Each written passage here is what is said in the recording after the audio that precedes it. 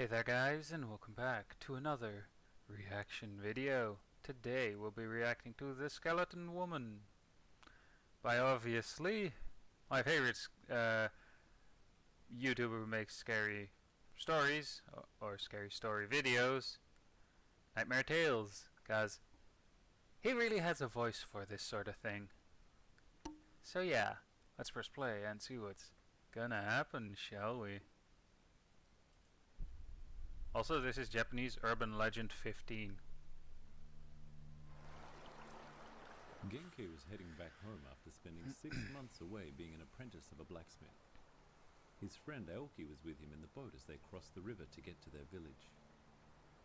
"Aren't you tired after the long journey?" Aoki asked. Genki smiled. "How can I be? I'm happy to finally return to my home." Aoki grinned. "That smile must be for someone special. Let me guess. Suki." "Who else?" Genki asked. He had no family and lived all by himself. In the house next door lived Suki with her family. Ever since they were kids, he had been in love with her. She had been heartbroken when he announced his plans to leave, but she knew how important this apprenticeship was for him. Oh "You think dear. she's waiting for you after all these months?" No. Genki's smile withered. Suki's family wasn't too keen on her relationship with Genki because he was an orphan, but he hoped his apprenticeship would convince Suki's parents that he was serious about building his future, and so agree to their union. "Yes," Genki replied, but he realized he wasn't entirely sure. Suki was young and beautiful and had received many proposals. What were the chances she wasn't coerced into marrying someone her family deemed worthy? He True. decided to change the subject. "What of your wife Hayami? You must be excited to see her again." Aoki smiled sadly. "Unfortunately, she's not well.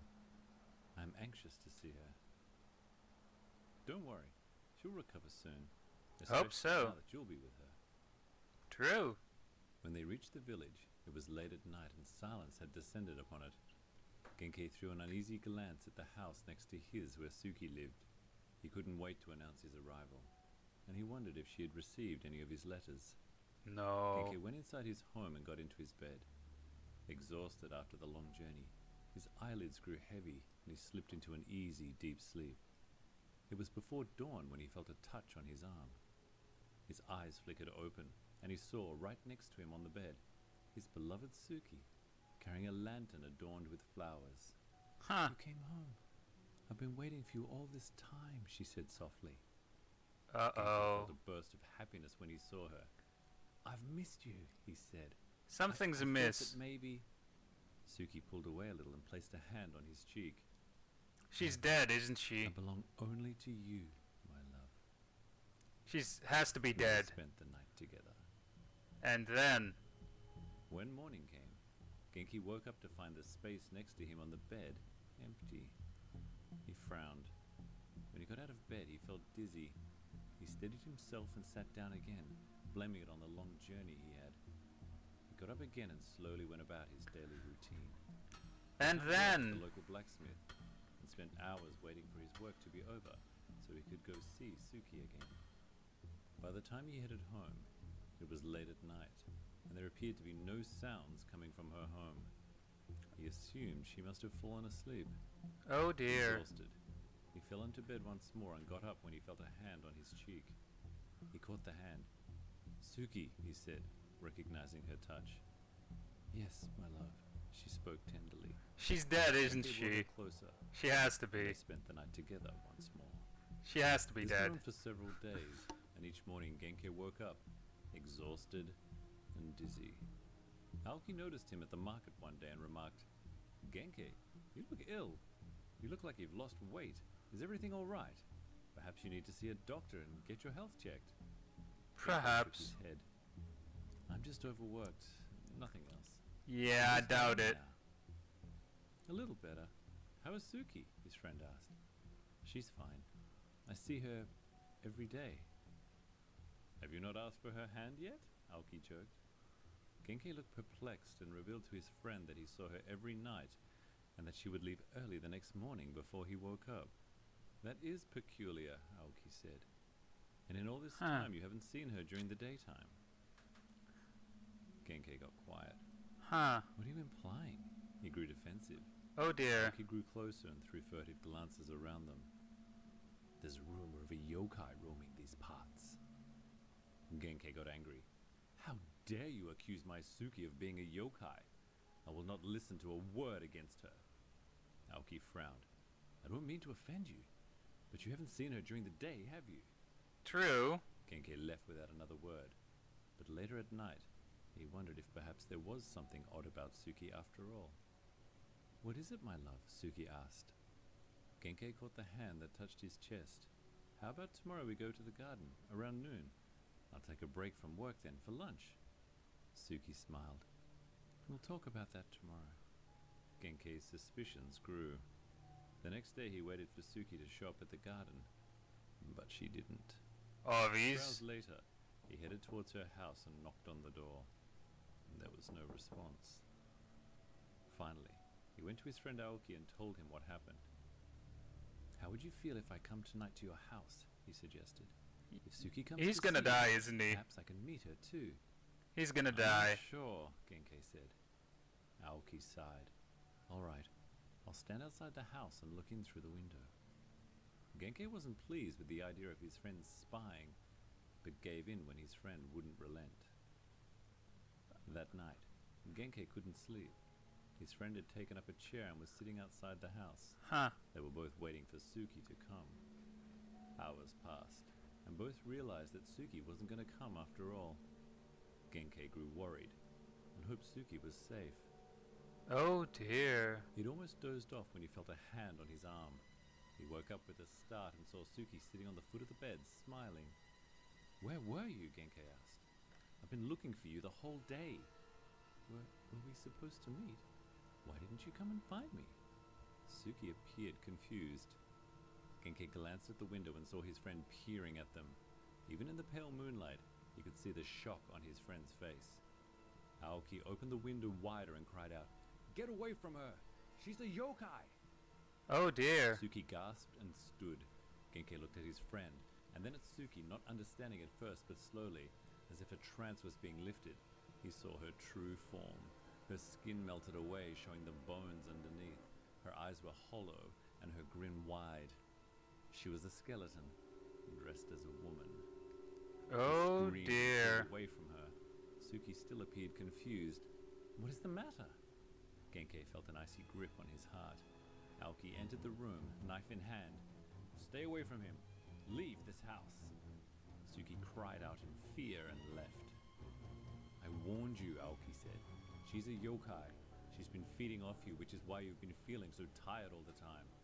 She would have killed you had the truth about her not been revealed. True. Genkai sat back down on his bed, confused and frightened. Had he really been spending the night with a ghost? Yes. The next morning, he went straight to Suki's house. He wanted answers. He knocked until the door opened, and Suki's parents came out. Genkai demanded to know about Suki, still not convinced that the ghost that visited him was indeed her. Suki's parents looked sorrowful. She killed herself. The day after you left, her father said. We forced her to marry someone else. She said she belonged to you, and only you. And so she drowned herself in the river.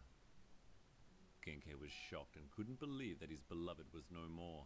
Huh. He walked away, heartbroken. That night as he lay in bed thinking about Suki, she appeared to him once more, as beautiful as ever, carrying a lantern with a flower design. What's the matter? She asked softly. Genkai looked at her, realizing he was no longer frightened. Suki, the woman he had always loved, was with him. Do you remember what happened to you? He asked. She looked confused. You died. You drowned yourself in the river. And ever since, you've been roaming around the living world, waiting and searching for me. In the moonlight, Suki turned into her true form, that of a skeleton woman. She gasped. I don't remember all that. All I remember is you. That morning when we were supposed to meet, I woke up to see that I wasn't myself anymore. All I could see were my bones. I panicked, and I didn't know what happened to me. Then the sun went down, and I no longer longer could remember what I was afraid of.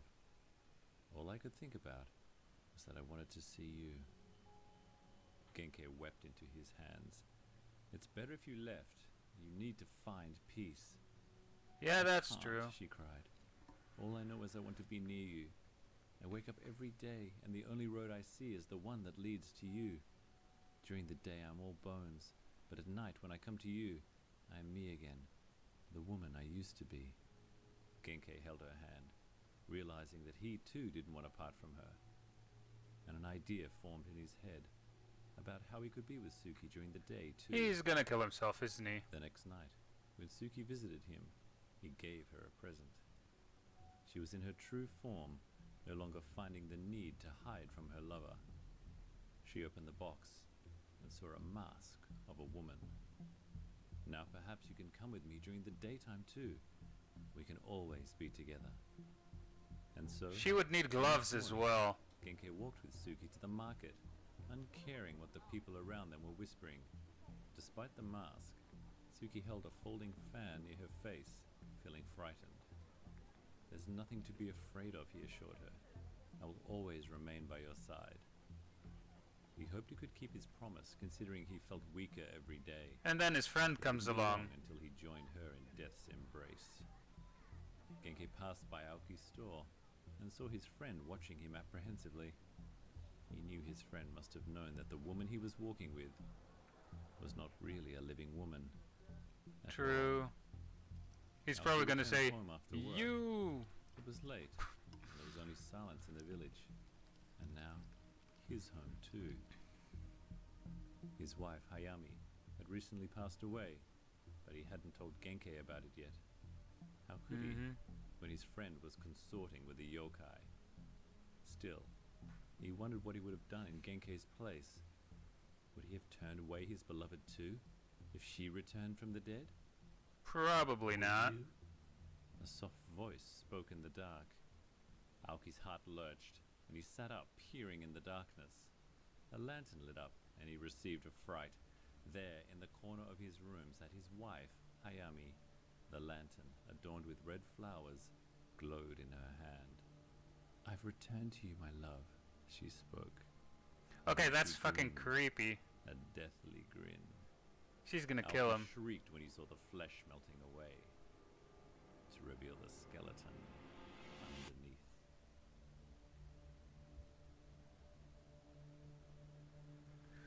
Ooh, spooky. So spooky. Still though, Nightmare Tales has the voice for this sort of thing, to be honest. And yeah, aside from me really liking his videos, I hope you guys enjoyed this video, and I'll see you guys in the next video of whatever I'll be making. So yeah, bye.